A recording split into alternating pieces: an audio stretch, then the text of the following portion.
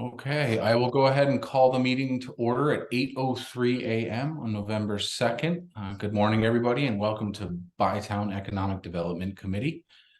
Let's start the meeting with any public comment. Seeing none. Any additions or changes to the agenda today? None.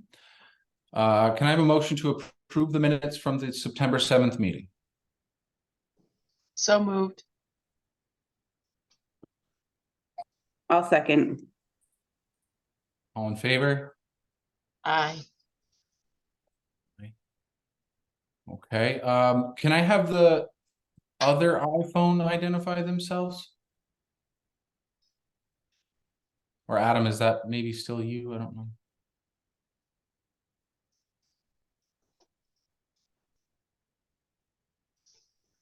Sorry, I am still here. I apparently under the pseudonym iPhone. Okay. No, I see Adam Grenold, then I see an iPhone, so I just wanted to make sure that was you as well. Well, okay. I don't know. Don't know. Gotcha. Okay, I guess we'll move forward. Housing committee update. So we did meet last month after a 1-month hiatus. As we, I don't know if we talked. I think we talked about it last time. We were having a little bit of trouble with getting people to the meetings and participating on a regular basis and things like that. So we did take a month off to try to recruit a little bit. We did get a number of interested parties who reached out. A couple of them attended last month's meeting, and I think we'll have even more this upcoming meeting. I guess, do we want to do an update on the STR stuff here or under when we talk about town stuff? I think town stuff, because it's kind of going two different ways. Okay. So yeah, housing committee meets again this month. Definitely going to be focused on, the recommendations from the report based on long-term housing, long-term rentals rather, and seeing what we can do to help with that issue. We do have an ongoing conversation with an interested developer on a piece of property down in Wilmington, working with, we set up a meeting with VHFA, and they're going to bring A&R down with them and kind of take a look at the property and just talk about what might be possible there. There's a plot of land. It's 74 acres. And there are some developers who are interested in kind of getting that project started and done in a relatively quick fashion. So we'll continue that conversation. I won't mention any names or properties until we have a deeper conversation about what it is, but there is something in the pipeline, and Gretchen and myself, because we both have a large vested interest in what the potential is there. We're both all hands on deck to help them get that rolling forward, because they're talking about anywhere from I think the plan was for 70 to 80 units of workforce level rent housing. So that would be absolutely massive for our valley. We have a large need for that type of housing, and I think that this is the type of project. We've kind of been waiting for a piece of property to come along, similar to what happened at Butterfield, where it's a very low cost to get onto the property. So I think that this has the potential to be that kind of unicorn property, and like I said, we're pushing pretty hard to make sure that we can help them to make that happen. Other than that, any questions for me on the housing committee? Okay. Morning, Bill. I'm sorry I'm late, and I'm sorry I missed the most important part of the meeting. No worries. No worries. If you have questions, we can touch base after. I'll fill you in on what you missed. Okay. Thanks, Eric. All right. So no questions on housing committee. We will move into marketing. We have our marketing director, Tim Dolan, here with us this morning, who's going to go through a couple of agenda items. So Tim, I'll turn it over to you. All right. Thanks, Eric. Thanks, everybody, for having me this morning. So we're going to talk about what we've been up to and how our campaign performance did for this year. then go into next year's budget that we'll be presenting to the select boards in a few weeks, and then give you guys an update on that signage project that we talked about at your last meeting. So kicking off with the update for this year. Fall, we got out and did some photography in the last few weeks of foliage there. So we went and did some biking stuff at Horace Hill, so we can, even though that project isn't done, now we've got some photos to go into next year with of people out enjoying those trails. We went over to Crosstown Trails and did some hiking, as well as some biking over there, some scenic chairlift rides at Mount Snow, and some outdoor dining at Valley Craft Ale. So kind of just got a good array of foliage shots that we'll be able to use. A lot of the foliage stuff we've had in the past is really great scenics, but what we've seen in performance is, people respond better to seeing models, and seeing people enjoying that foliage. So now we've got some more in our quiver to go into next year's campaign for the fall season, with some more models and stuff in it. So really good photos. Used a local photographer from Newfane who does some great work, and all the models were local. So we got a lot of good talent in there and came out with some really good stuff. Google Ads, we've been running that all year long now. So, we're a little bit higher during the ski season. So you can see that's around $30 a day. And we have a pretty steady performance. We dropped that to 20 for a couple of months. So that's where you see a decline here. And then we kick it up, during May to go to $40 a month throughout the summer. So you can see our clicks and our impressions are staying pretty strong. You can kind of see, this period, even without seeing the date, I could probably tell you is when kids get out of school, when people are starting to think even more about where they're going on vacation. And a pretty, decent, steady pace all throughout summer. And then this fall, we really saw a really strong result. We didn't change any of the budget or anything. We continued with that same $40 that had been running for months all the way back to May. But we did add in a leaf peeping kind of segment to it with search terms, around fall foliage, that went to that the fall foliage tracker that I update weekly, letting people know, kind of what foliage is looking like at that time and when they should be thinking about coming. So that in just, a 6-week period did 63,000 impressions and 5.3 thousand clicks. So, you can see that 5,000 clicks is about 20% of our entire year that we did in about 6 weeks. So really, really strong performance, happy with the results overall for Google. But, we really saw huge results during that 6-week period foliage. So that's something we'll definitely be taking into account for next year's budget. And you'll see that reflected in a little while when we talk about that. Phase 4 family meta ads. Again, these were some fall ads that started right up around Labor Day. So phase 3, ended with our summer stuff, and we kind of went into a fall mode and started getting people thinking about fall and coming here. We did have some biking shots from last year of the area, but we were, and the other shots, the scenics are from here, but we did have to use, some stock photos for that third photo in the carousel, both in family and in the young adult. That third photo, we had to use stock photos, which, we don't love doing, but, we didn't have any other model stuff. So that's why it was so important for us to get out there this year and get those photos. But did have really good results for phase 4. So we also did a TikTok and Instagram reel. Google was giving me some issues this morning, and so I couldn't pull up the video, but if anybody wants to see that, I can show it to you guys afterwards. But we did, have another video that ran on both TikTok and Instagram reels for that phase 4 with, again, foliage theme. So for that phase 4, we did about a little over 4 million impressions, just under 10,000 clicks with a click-through rate of 0.22% and a cost per click of $1.58. These are slightly lower than what we did the rest of the year, but still really strong overall. So definitely happy with that phase 4. But that brings us to the overall campaign. So we did just over 23 million impressions for the entire campaign, phase 1 through phase 4. So that was like second week in April through second week in October. That's now done. So this is the entire, budget that was spent. Did about 23 million impressions and just about 55,000 clicks.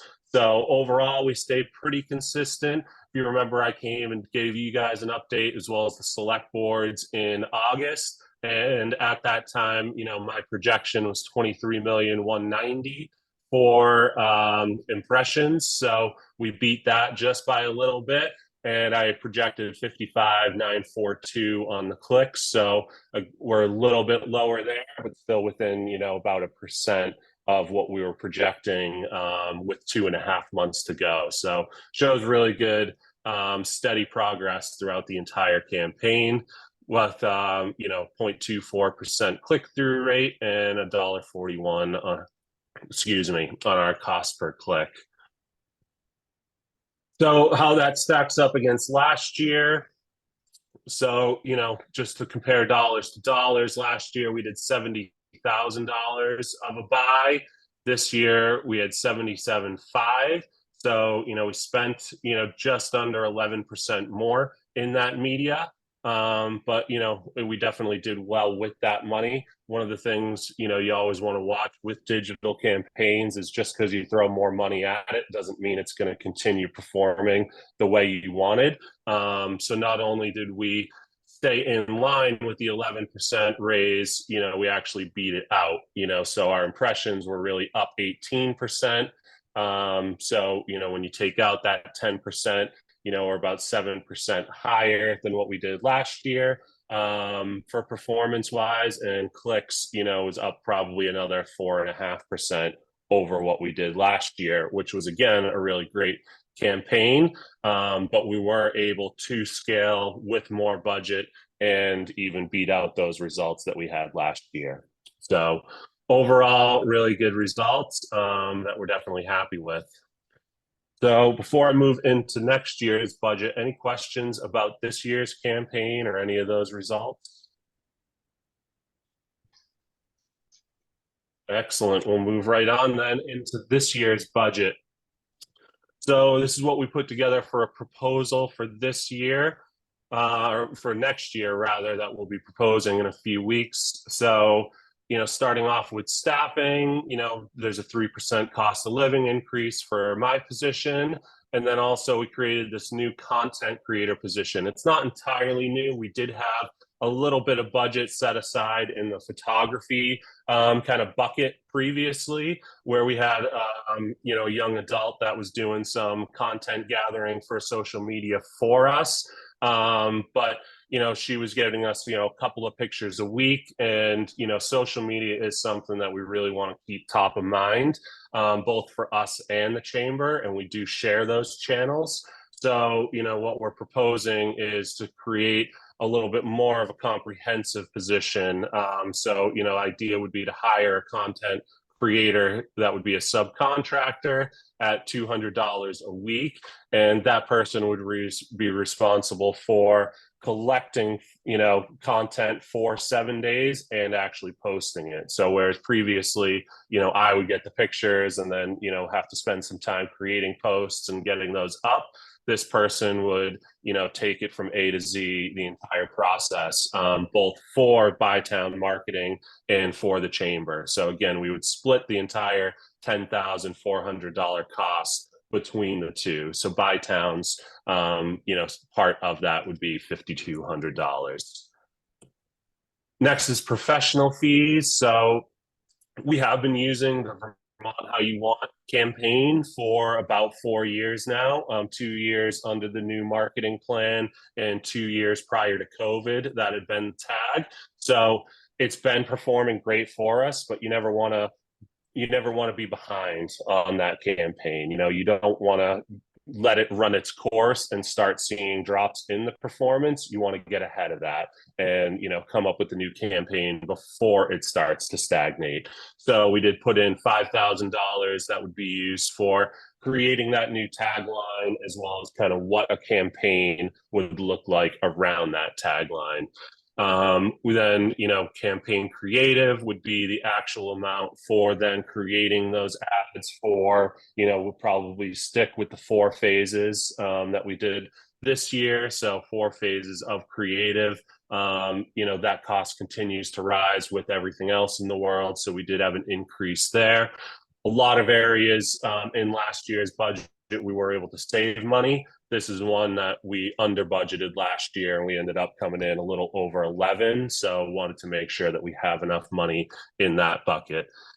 Website redevelopment, we're not completely redesigning the website or anything crazy like that, but we do want to implement some email collection systems. So this would be, getting some new software installed onto the website that, as these people were, directing through our ads to the website, would get a pop-up, type of thing. If they're on the site for over 45 seconds, that would say, hey, do you want to sign up to get our newsletter type of thing, and would allow us to start gathering some of those email addresses. So this would just be the cost to help implement that. Website maintenance doesn't change. Photography and videography. Next year, you would just see this as a one line item called content creation. It's a little bit tougher when we have 2 buckets, so we're just going to put that all into one. This year we didn't do a ton. That fall photo shoot was really the big one that we did, but that's because, if you remember, in FY22 we had a huge amount of grant money from the state, and we went out and did a bunch of photography with that. However, that's now been used for about 6 phases. We'll need to use that photography for another 2 phases next summer. So we'll have pretty much used up all the photos that we got out of the 22 photo shoot. So we want to, again, get ahead of that and start getting new photos in. So we would do a big photo shoot in the summer for about $15,000. Oh, excuse me.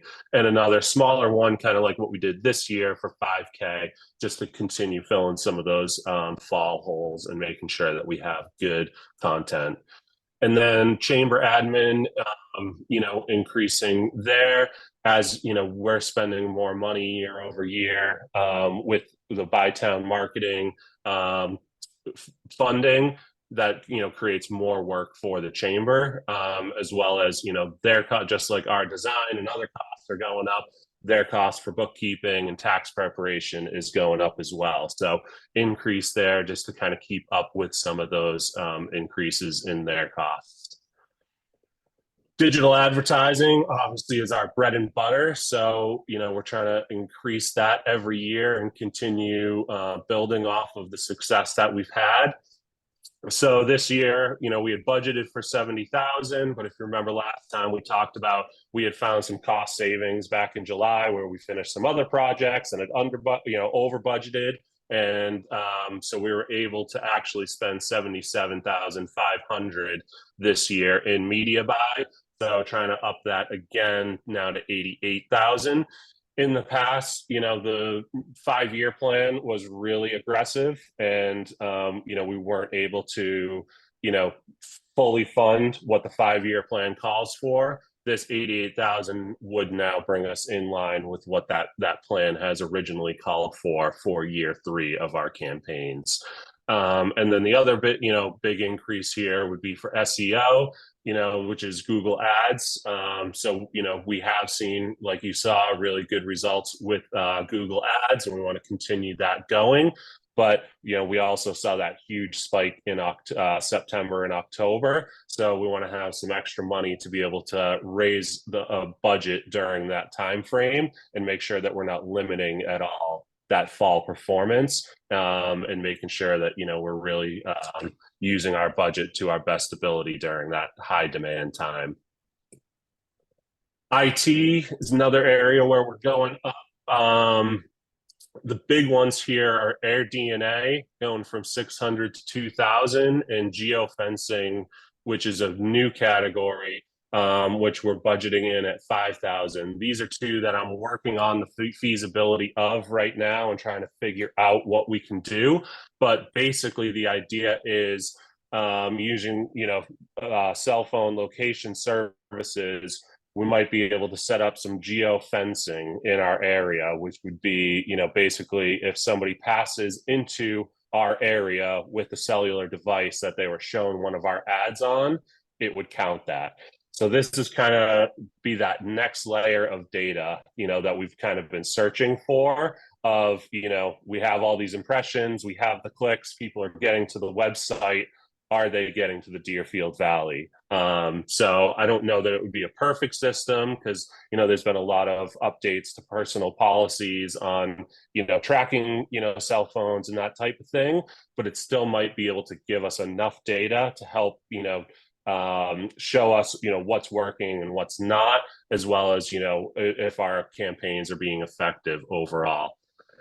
Other than that, email add-ons would be a new one. These would be the add-ons that we talked about earlier that we were going to hire somebody to implement. That implementation would be a one-time cost. The add-ons, would be a yearly cost that we would pay for, but for $600 to be able to get people's email addresses and talk to them regularly, we think is worthwhile. And webcams is another one where, we want to kind of research some areas where we might be able to set up a webcam or two in the valley, and kind of help like with that foliage tracker, with when it snows, be able to have a spot where people can go and kind of see what conditions are looking like right now in the Deerfield Valley, because we are such a weather dependent area. So that's IT. And then the last one is printing. So this area is one that we're actually going down in. Stakeholder materials. Last year, this was our visitvermont.com initiative where we made that video in-house and then had the stickers and all that, as well as the raffle prize to get the businesses and employees engaged with us. So not sure what that program would look like, but we think we can do that for $1,000 this year. And then Guilford Welcome Center, we just want to keep a presence there. So, we really over budgeted there last year. And this was a big chunk of that, where that extra media buy came from once we realized what the actual costs were going to be. So $500 is just enough to keep us on the shelves in the Guilford Welcome Center and, the printing for those rack cards.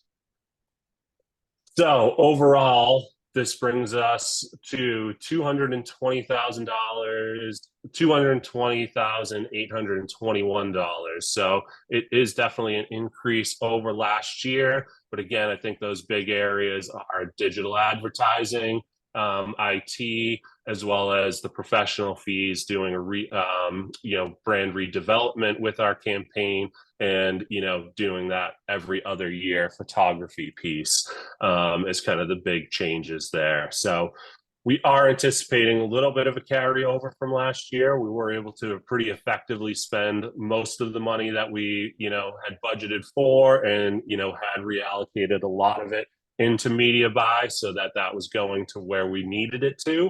But with that kind of buy down, if you will, the total ask is going to be $215,096, which per town would come out to $107,548. So we are planning on presenting to both the towns in the third Tuesday of the month. So that would be November 21st. So a couple of weeks here that we'll be presenting to both those select boards and trying to get their approval to let us continue this program. Any questions about budget? I know that was a lot.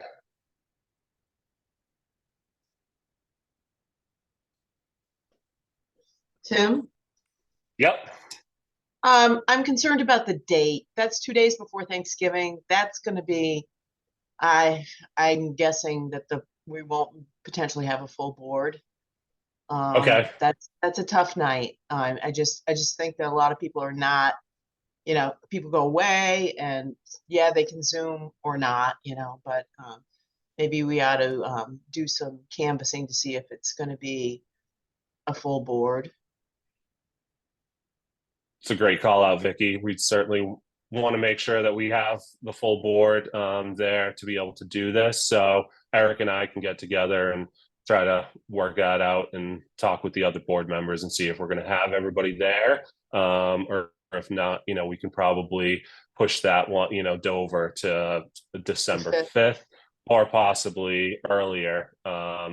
I think we've got the presentation here and ready. So I think, I can meet with Eric after this and we can kind of talk and kind of figure that out. But great call out.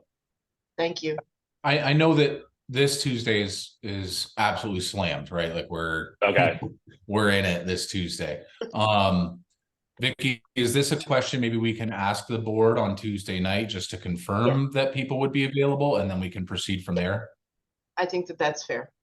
Okay. Tim and I will still touch base and come up with tentative plans just in case, but thank you for bringing that up. Tom, do you see any concern with Wilmington doing it on that night? I know Gretchen had already reached out to Scott to kind of put that in his ear earlier, but do you think that would work for Wilmington? We have a meeting next Tuesday. I can certainly poll the board and see what we have. How's that? All right. Awesome. Thanks, Tom. Great. Well, no other questions on the budget then. So we'll move on. Perfect. So then let's go to give you guys a quick update on our signage talks. So I think, what we heard last time was there was a lot of agreement of, there is some, I'm going to skip through some of these slides because we went over them last time. So I'm just going to recap quick. I think a lot of what we heard during the meeting and afterwards was, yes, there's a lot of inconsistencies in signage and, it would be great to change that. However, we want the towns to kind of keep their identities and, we're not ready to quite move forward, especially with something like signage, which, sign could be up for 30 years to move into something that would be, tying the two towns so closely together with a logo and, colors and all of that. Not really ready for that step. So what we kind of came back with was it would still be great to have a plan for each town, but keep the town's identities and keep it more based on Dover and Wilmington separately, but maybe add a sprinkle in that would just help tie a little bit together. So again, these are what Dover signs kind of currently look like. So the things we would kind of propose would be, first, using one consistent font. So this would be the bitter font, and this would be consistent for the Chamber, Dover, and Wilmington. All three in a lot of spots use a similar font. It's called, a slab serif family, but it would be actually defining what that specific font is so that everyone would be using bitter, no matter what the sign is. But that would be within the framework of Dover's logo, which is, everyone really likes and, can get behind. So, utilizing that tech, that font, as well as, a secondary font, which is called MS Sans Serif. Again, just helping define what a secondary font looks like, what it should be, so that there isn't inconsistencies depending on who's making a sign, what time frame they're doing it, that type of thing. And then also just defining, getting away from, is it town of Dover? Is it just Dover? For Dover, no, it's Dover, Vermont. That's what's in the logo, and we want to be consistent. So it would be everywhere, Dover, comma, Vermont, capital D, capital V, everything else lowercase. Nice, clear, concise, and consistent everywhere that we see it. Other piece would be, that we would be recommending is, just colors. And again, this we're going to take, from the towns. So for Dover, would be using the green that's already currently in their logo. So this would be, one of their primary colors. Blacks, I'm just saying, all blacks aren't created equal. So for Dover, it's a true black. It's 0, 0, 0 on the RGB scale. Any designer would know what that means. And again, we would all be using the same black. Same thing with white. It's a true white. It's not a cream. It's not an off-white. It's not an eggshell. It's white. 255, 255, 255. And again, just helping create standards and guidelines for that consistency throughout Dover. And then last piece would just be creating something for emails. Here we would incorporate the Deerfield Valley emails nice, because if this logo should happen to change or, something happens and this goes away, we can change that email signature within hours, right? So this would be kind of what we would be looking at for an email signature for Dover employees. Same type of thing for Wilmington. We can see inconsistencies across the board. Is it town of Wilmington? Is it Wilmington, Vermont? Is it just Wilmington? So for Wilmington, we would be recommending just Wilmington. And keeping with that, Wilmington's a little bit longer of a word than Dover, so that fits in a lot of spots really well. And going to the full Wilmington, Vermont might be too much in a lot of locations. So it would just be Wilmington, and again, using the same fonts, Bitter and MS Serif. But we would then be using, if I can get to the next slide, green, which is taken directly from Wilmington's logo. I should have brought that up here, but just to skip ahead, here's, Wilmington's email signature. So in their logo, it is a painting, so there's some shading and stuff like that, but the predominant color in this logo, I felt, was this green, which again, I pulled an RGB code for, so no matter who's making a sign or when, this would be consistent and easy to find, easy to use. Wilmington's black, and a lot of what I saw is a little bit lighter. It's not that true black that, Dover would be using, but again, it's defined, so any designer would be able to come in, have this number in front of them and be able to keep that black consistent.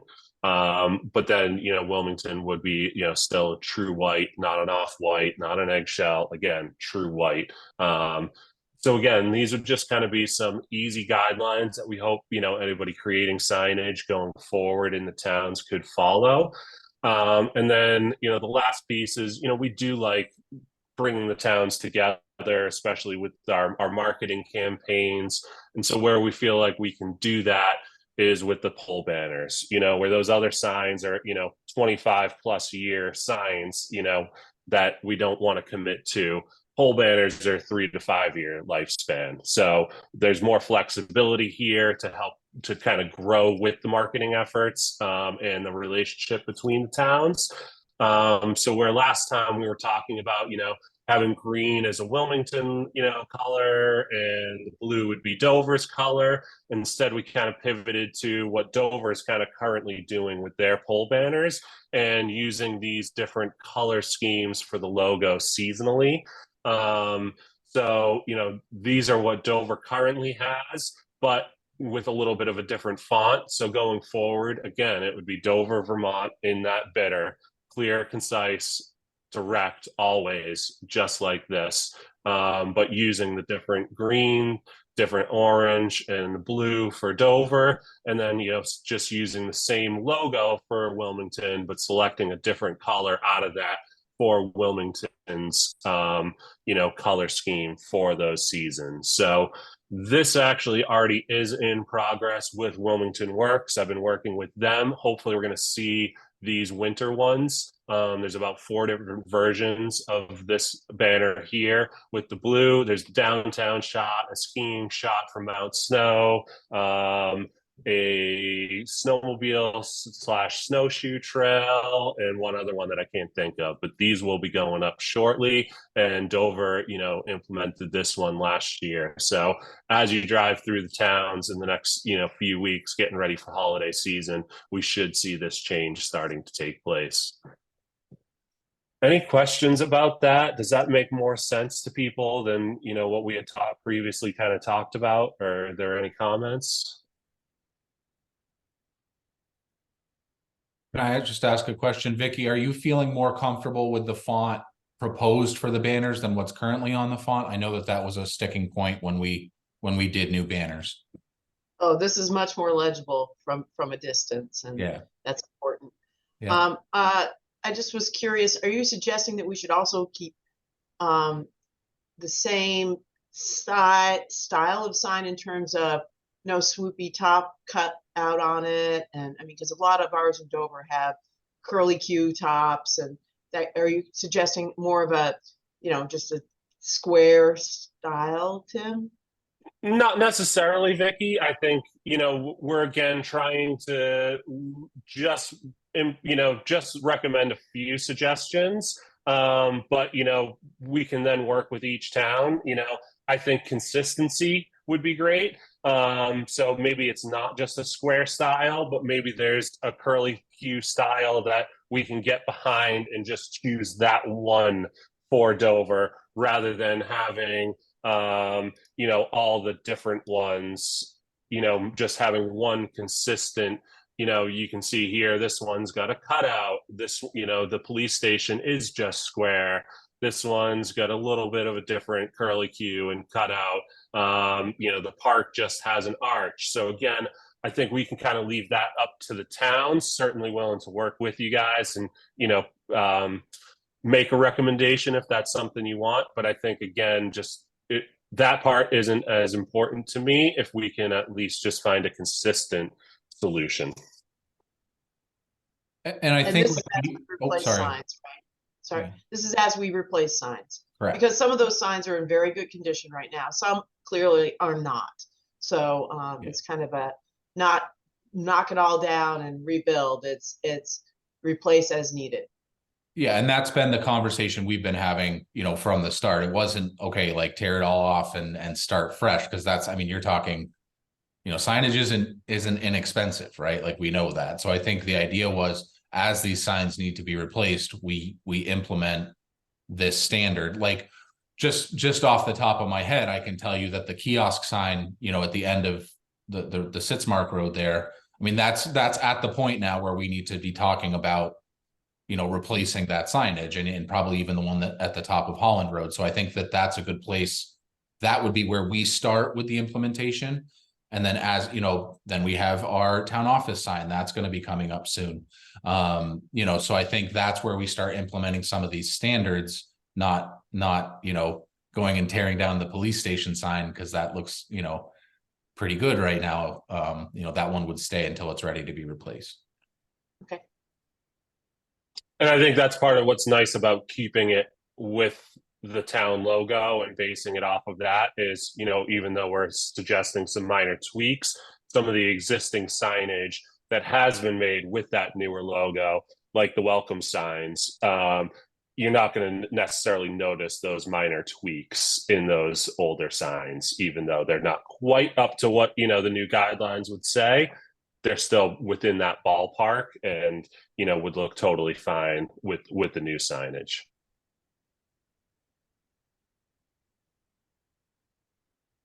Do we have Great. other Any other questions, comments? comments, concern on the signage? Oh, it's great. Are people feeling more comfortable with this proposal as opposed to what was presented previously? I see some nodding. Okay, I like it. good. So yeah, we had a tentative conversation about presenting this when we presented the upcoming budget. I think we have decided to go in a different direction with that plan. So this will be coming probably closer, in the December months in front of the boards as well, once we've had the discussion about funding and budgets and things like that. So keep an eye out on that. If you have questions that pop up or thoughts, comments, whatever that pop up after we end this meeting, feel free to either email those to me or to Tim, and we can discuss those as well. Okay. Any other questions on marketing or for Tim before we cut him loose? Awesome. Tim, thank you so much for being here and for all your work. This is great stuff. And I feel like our marketing is headed in the right direction, and for the first time in a long time. So we appreciate your work and everything that you've done to get this information to us. Awesome. Thanks, guys. Appreciate you having me. Thank you. All right. I don't have any other business this morning. If anyone else does, speak now or forever hold your peace. No? Okay. Let's hop into updates and we'll go to Wilmington first. Tom, we're starting with you as Gretchen is not with us this morning. My God, I'm going to be a solo act today, huh? Well, we don't have a lot going on. Obviously, we're going into budgets right now. We're in November. This is a real wonderful time of the year. Scott, Chris Lavoie, and myself have been attending an asset management meeting in Bennington, Vermont. We have 3 months worth of classes. It all has to do with the water and the water availability and exactly what's happening with the towns because of it. It's actually been pretty interesting. And of course, the water class is being taught by a woman from New Mexico who they don't have any water, but that's okay. She's very good at what she does, and it's been very informative. We've also worked on the town hall relocation committee, and that's part of our town plan. 3 parts of the town plan were to relocate the fire department, the police department, and town hall. And it's only because of being in the floodplain. So that committee is at work right now. We're trying to identify sites, whereas we could either relocate, purchase, whatever it may be. It's down the road, though. This is nothing that's going to happen immediately.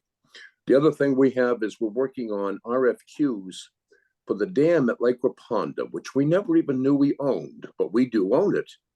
And we did have it inspected by the state. And of course, I thought it was in great shape. We have done some tree work around that to clear it out. And it came back as poor. Now, understand if that dam here particularly has really nothing downstream from it. So if it ever broke, the damage would probably be about $1.39.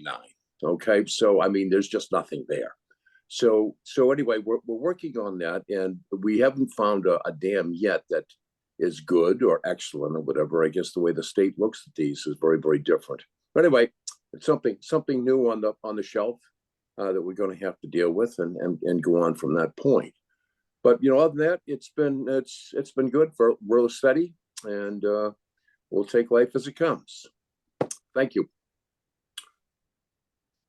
Thanks, Tom. Any questions for Mr. Fitzgerald this morning? Okay, we'll move into Dover. Vicky, you want to start? Yeah, we have a lot going on, and a lot of it dovetails with economic development. So I'll kind of back out of that and let Eric have the run on that, because, and I'll chime in if I need to. Obviously, we're heading into budget as well.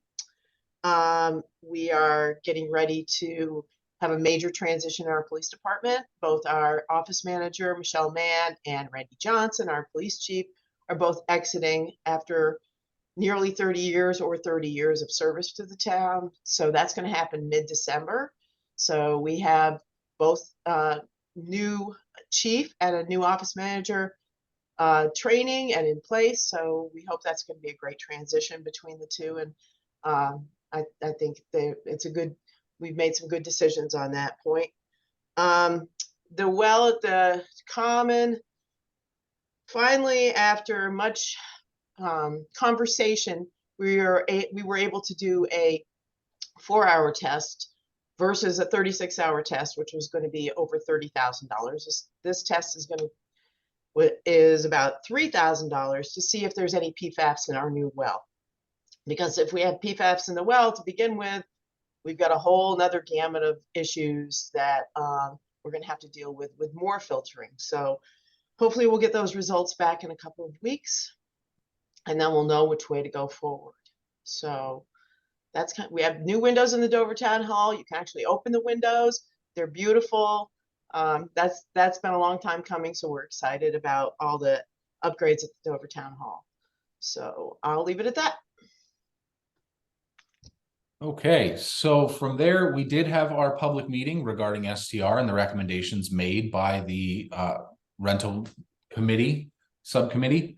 I think it was a very positive meeting. We heard, definitely heard a lot of points from both sides of the issues. I think, there was at least a general consensus that, some of the things that we're talking about implementing, would be helpful to the situation and to help to curb some of the issues that we've been having.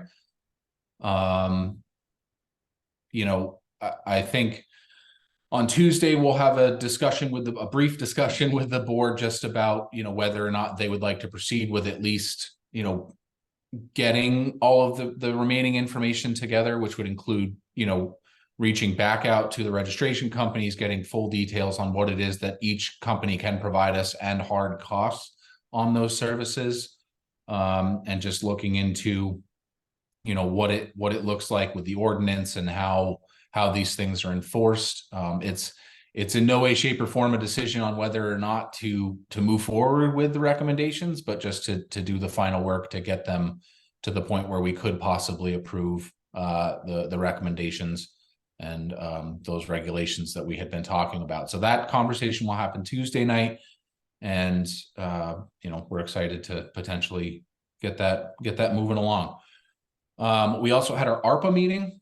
We had to have, well, we didn't have, it was recommended that we have a public meeting to discuss what to do with our ARPA funds. I think it was not quite as well attended as the short-term rental meeting, but we did have a productive conversation about what to potentially be doing with those funds. And I think that conversation also continues Tuesday night, just to maybe approve or move on from some of the recommendations made as far as spending that money goes.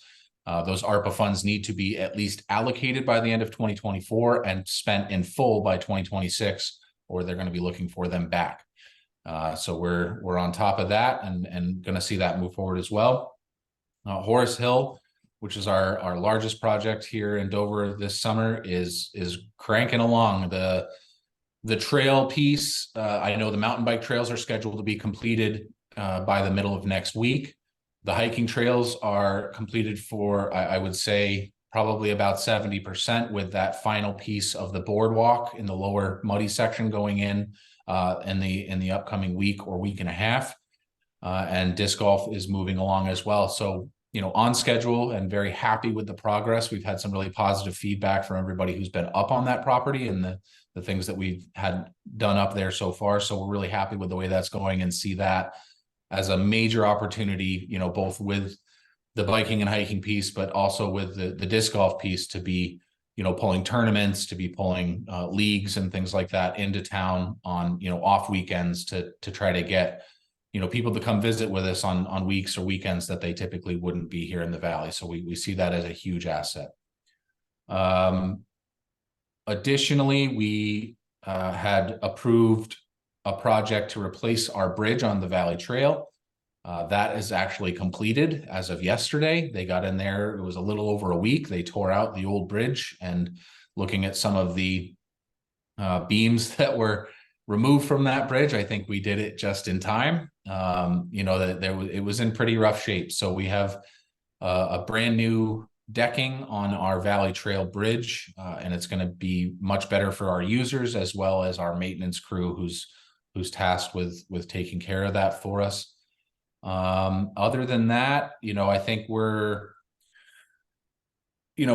speaking to a few businesses who are on their way out and helping them to try to transition to new ownership, and also with some people who are interested in coming in to acquire, some of those businesses that are selling. So I think we're doing what we can to try to keep those doors open. It seems like some are trickier than others, but hope to keep as many businesses open here on the Strip as possible. And then, I guess that's it for me for now. Any questions for myself or Vicky on the stuff in Dover? Awesome. Bill at the club. Well, it's always the same report this time of year. First snow has fallen.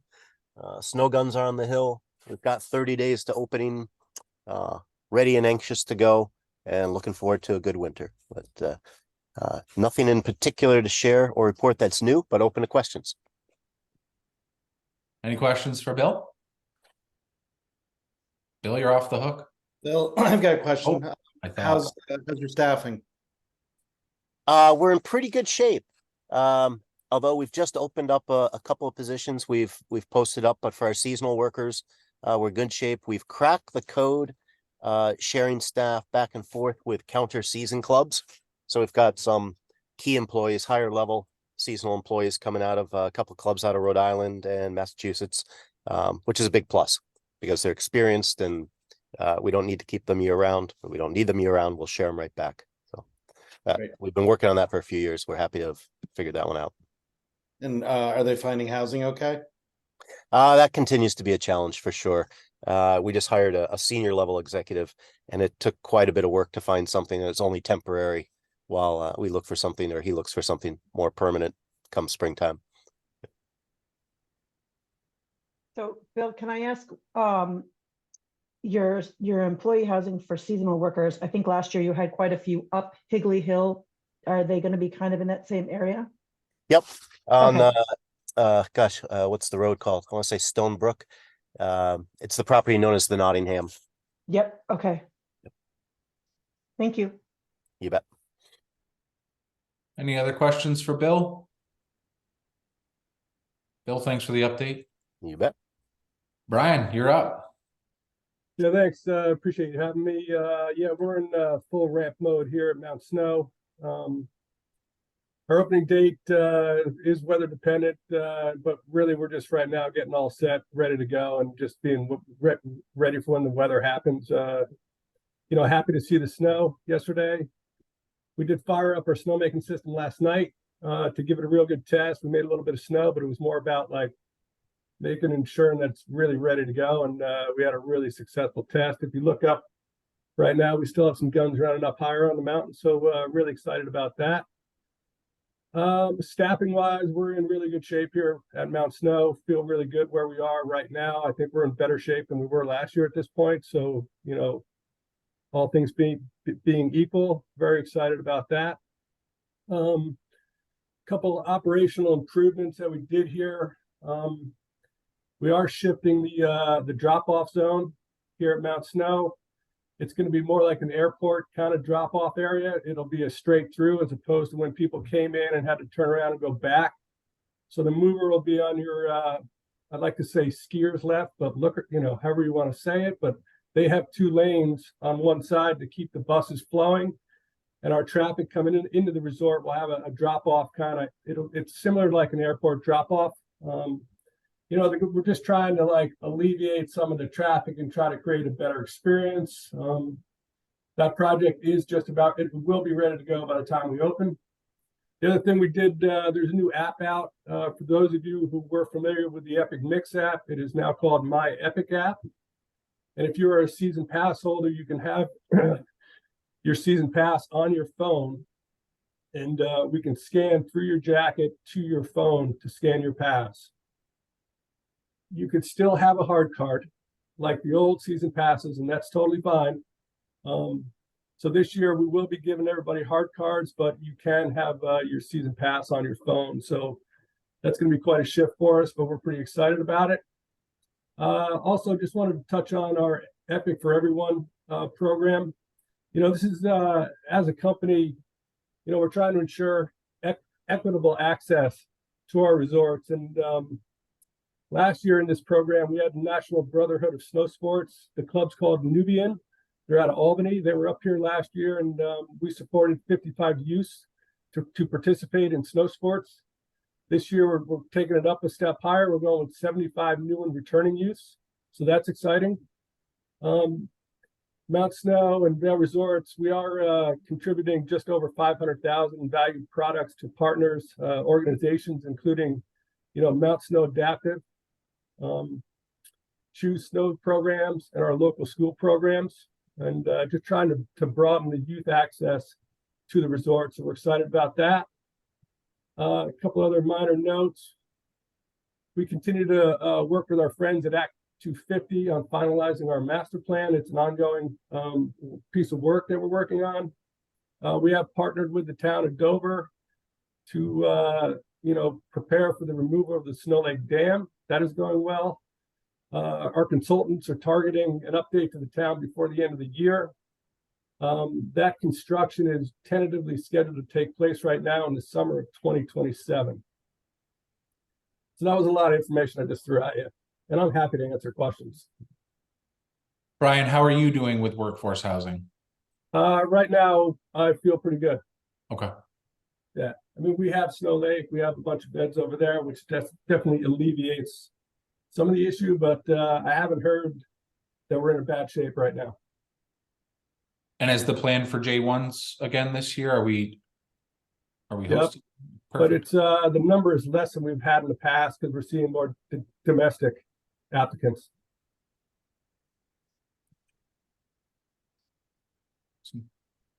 Okay, any questions for Brian? All right, thank you, Brian. Adam. Hey, everybody. Let's see.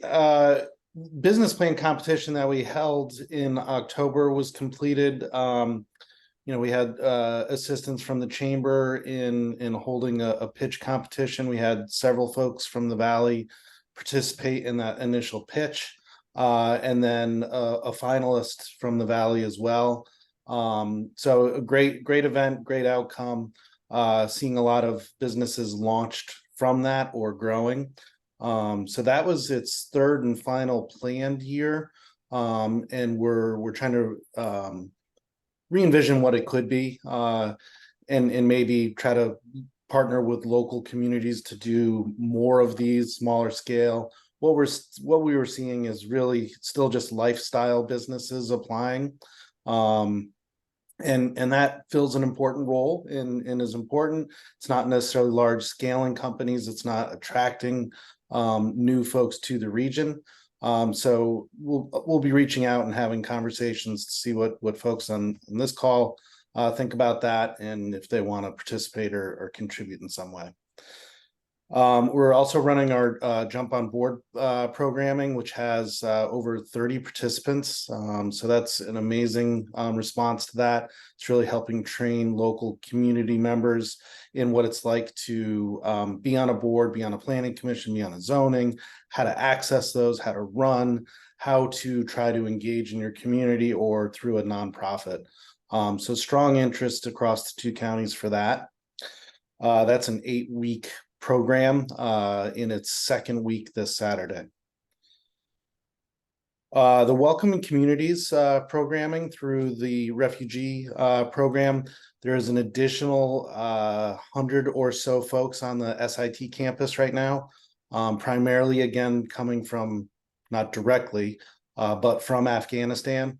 And then a lot of the other folks are coming from Africa, Congo in particular. So what we're seeing with this round is a lot higher caliber of professional training. So we've got engineers, civil engineers, mechanical engineers. The challenge they have is they're shocked that they can't just, be a lawyer in their home country and become a lawyer here, and that they need updated credentialing to really fit into the American expectations. So lots of work still to house those people permanently off of SIT campus. But nonetheless, we've retained a good portion of the original folks, which we really didn't expect. They're moving in, they have permanent housing, their children are enrolled in the schools. So, this will bring the total to about 250 folks who now reside in Windham and Bennington County that weren't here. In Brattleboro, that represents about a 1% uptick in population for a population that's been flatlined for 50 plus years. Priority projects. So I won't go too deep on this. You've probably heard us talk about our SEDS. Many of you submitted to the SEDS. There's a SEDS project ranking committee for the vital projects, and then there's priority projects.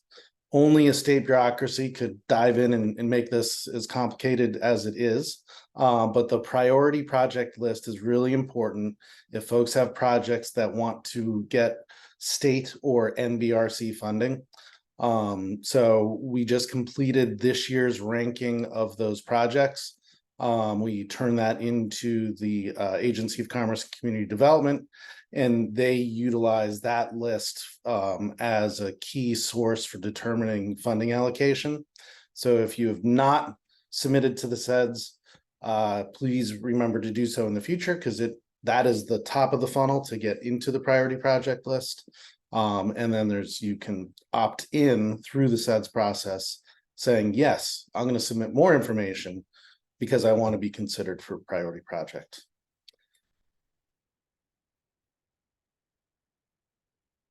Lastly, we received a nice investment from the Federal Department of Labor for workforce development. So we will be implementing that over a 3-year period. It's a $1 million grant, allowing us to go deeper into the public school system. But importantly, an area where we never really had the resources to address is what I call the ghosts that went through the system. They didn't go to college, or they're, in Vermont, we graduate 96% of our high school seniors.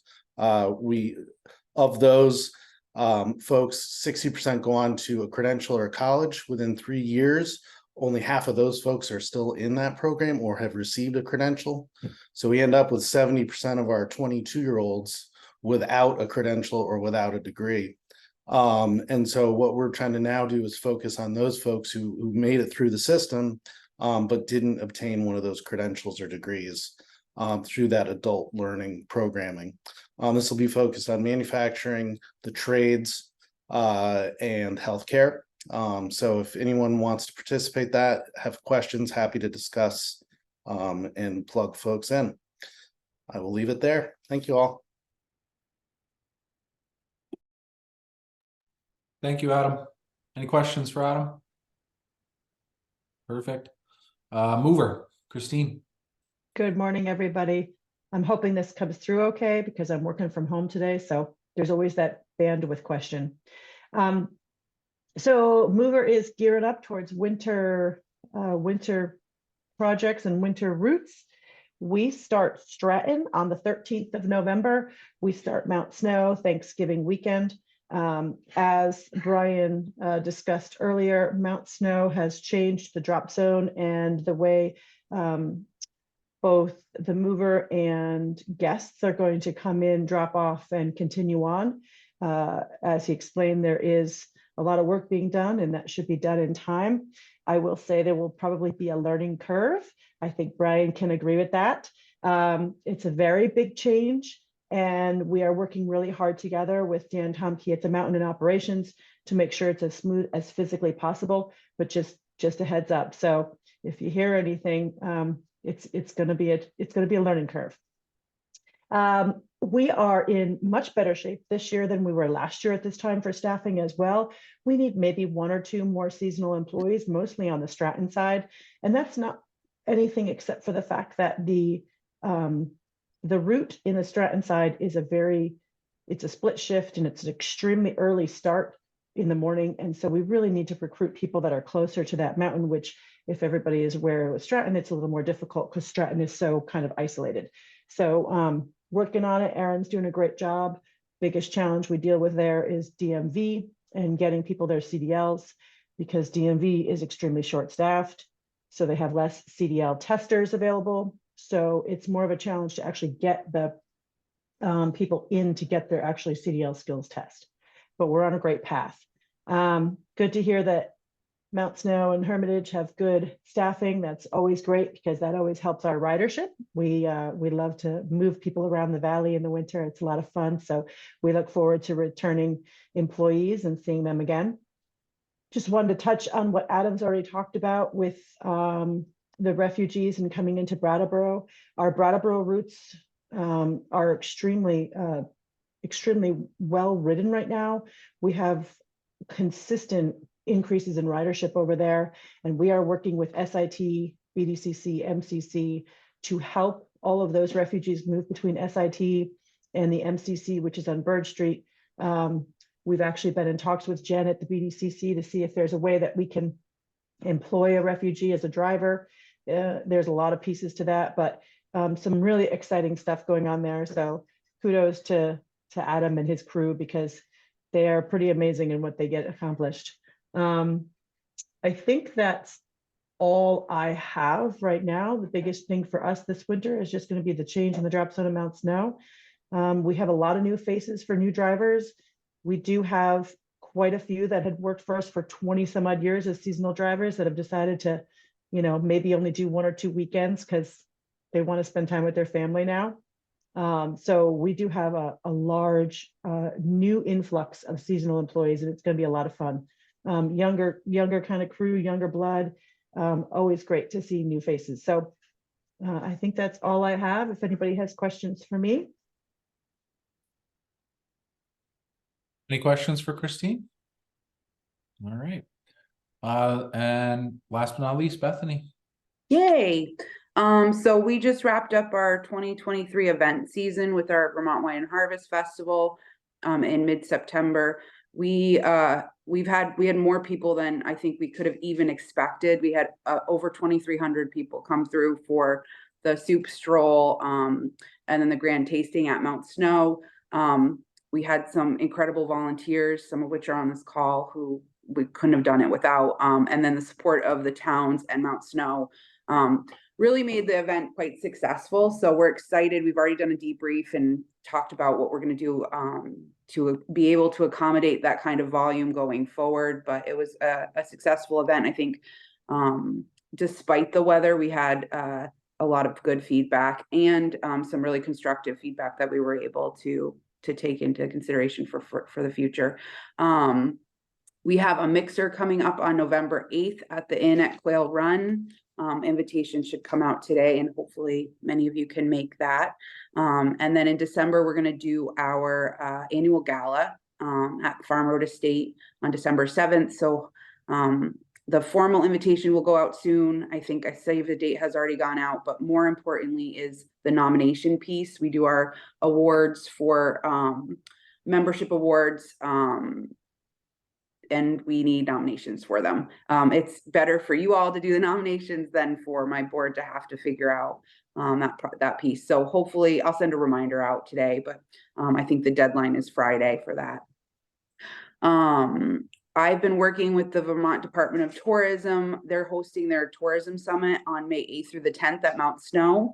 And so I'll be participating in their planning committee to make sure that the Valley is highlighted in every way possible. We'll host a mixer on the 8th for attendees and our members.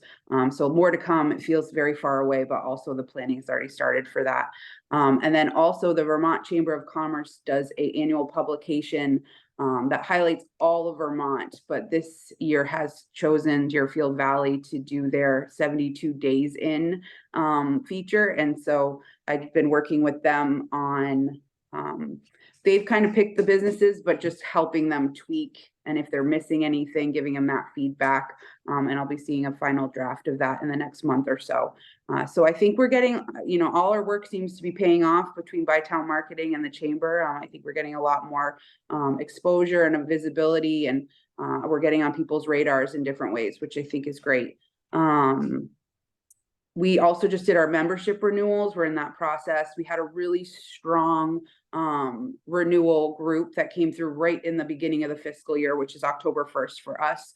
We've seen probably a dozen new businesses join already, and we're working really hard. Julia Menges, who's my events and membership coordinator, has been working really hard to continue to recruit and spread the word on membership. So that's been going well. I think that new structure seems to continue to be a positive way for businesses to engage with the chamber. And then 2024 events the schedule should be soon. I'm waiting on a few things. We are shooting for July 4th for the fireworks because of where it falls in the week. So hopefully that will come together. I'm just waiting for the fireworks company. And just the last thing is a reminder that we do have that job board, and we'll be doing a heavy push to get people to use it. But it's a great resource. It's free. We're going to keep it free for a while just because it's easier, and we want people to really utilize it. And we'll continue to put a little bit of money behind that on social to drive traffic to it as well. I think that's I think that's everything. Last thing, the visitor center has been super busy. This is the first week that we haven't had people like continuously through the door. From the time we open to the time we close. So I think we're truly in stick season for maybe a week or two, and then we'll probably start seeing people again. That's it. Awesome. Any questions for Bethany? All right. Well, thank you, everybody. I know we ran a little over. I apologize. Eric, Adam? I have a question. I didn't catch the note on the invite that it was Zoom only. Is that henceforth? No. So that was just a situation where Gretchen typically runs the in-person portion down at Rescue, and she wasn't going to be available for the meeting this morning. And just with everybody's schedule to get down to the physical location, it just didn't work out this morning. So we just wanted to make sure that everybody could attend via Zoom. So no, that is not going to be the case moving forward. It's just today. Okay, great. Thank you. Yeah. All right. Okay, we did it. Our next meeting is not until January 4th. So everybody have a wonderful holiday season. Any questions for me or anybody else in the meantime, don't hesitate to reach out. Shannon, you're stopping me. Yeah, because you need a motion to adjourn. Oh, well, maybe I hadn't gotten there yet. Just saying, as people are dropping off, you might want to get that. Okay, can I have a motion to adjourn? Motion to adjourn. Motion. Second. Okay, we're good. All right, so January 4th, have a great holiday season. Any questions, reach out in the meantime, okay? Thanks, everybody.